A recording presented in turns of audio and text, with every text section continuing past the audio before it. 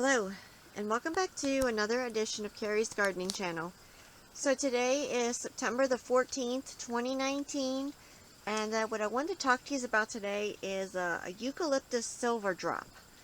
Now this is one of my Eucalyptus silver drop plants here, and this one was just planted this year, and I started it indoors in my basement, which I do have a video for how I start my eucalyptus from seed.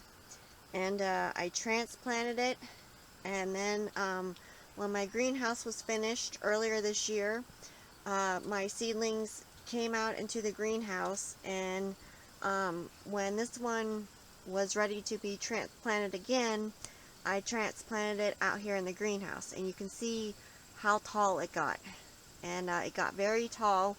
I'm very impressed and pleased with how well that it's growing in the greenhouse. Now, silver drop eucalyptus is an open pollinated variety. Now, these take about 120 to 150 days to bloom, from my understanding. Now, I've never seen one of these bloom, so hopefully this one here will give me the first blooms off of it, being that it's going to be growing and being overwintered in the heated greenhouse. And this is really good for dried arrangements and for fresh arrangements. Now, they do have one out called Silver Dollar Eucalyptus. Now, I've never grown that variety, but the leaves on it are supposed to be really big, and it's supposed to be a whole lot bigger than the Silver Drop. I'd consider growing it, but I've just never tried it yet. Now, eucalyptus is also known as cider gum trees or gum trees, and they say that this is the best variety for using in arrangements. Now, I have dried this already, and I have used it in dried arrangements, and it makes beautiful dried arrangements. Now, I'm considering getting the Silver Dollar one due to the larger stems and branches and due to the larger leaves. So I'll have to see. I'm considering it, but I'm not sure yet.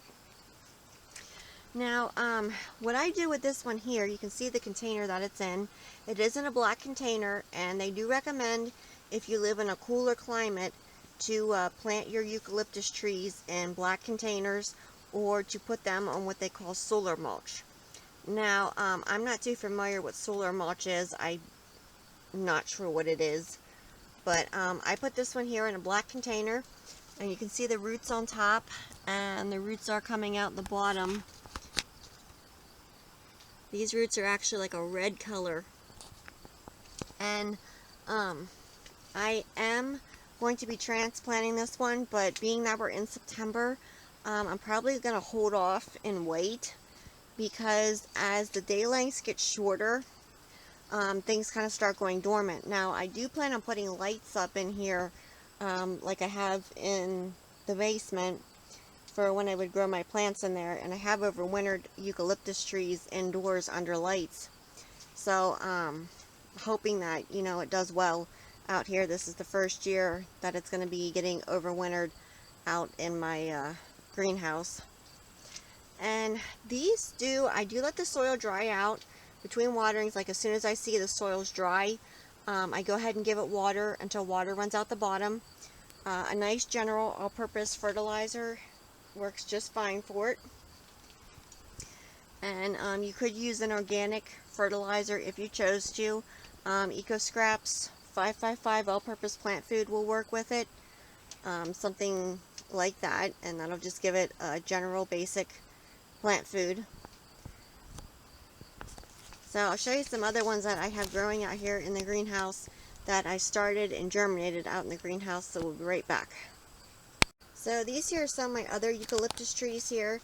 Now these were started out in the greenhouse, and I transplanted them out of their flat. And here's another one back here. You can see how tall it is.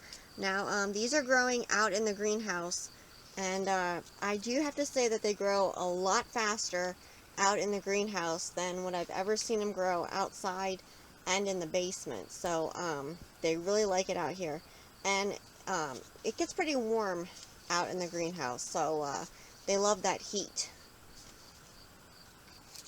and they love the sunshine. And these do have a wonderful fragrance to them.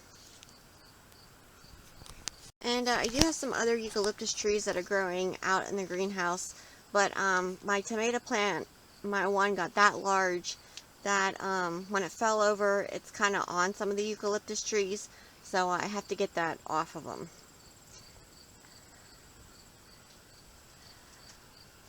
But I do have more eucalyptus trees growing in here. I think I have about 7 eucalyptus trees, or 8, growing out in the greenhouse. And I used the same method that I used indoors, except for I left them come up with the natural sunlight. I didn't have to use the lights because they had the sunlight to germinate. And I was very impressed and very pleased with how well they germinated for me out here. And eucalyptus trees love full sun, and they love the heat. So it's one of the reasons why they like the greenhouse so much. And they will still kind of grow outside, even if you live in a cooler climate, but they're not going to reach or grow as quickly as they will in a controlled environment, unless you live like where it's hot all the time and the sun's always shining. Then you know they're going to grow like they're supposed to grow, because they're going to be in their ideal conditions.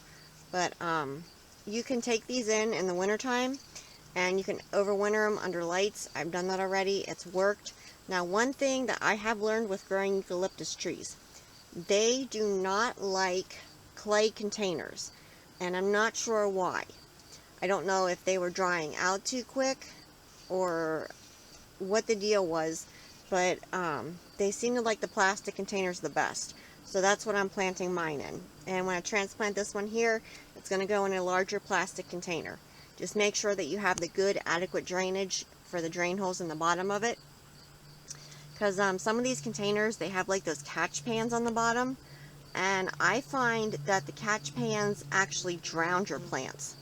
So I don't want drowned eucalyptus trees. So just make sure that you have really good drainage in your containers. And a really good potting mix is another thing. I used Miracle-Gro all-purpose potting mix for these, and worked just fine for them.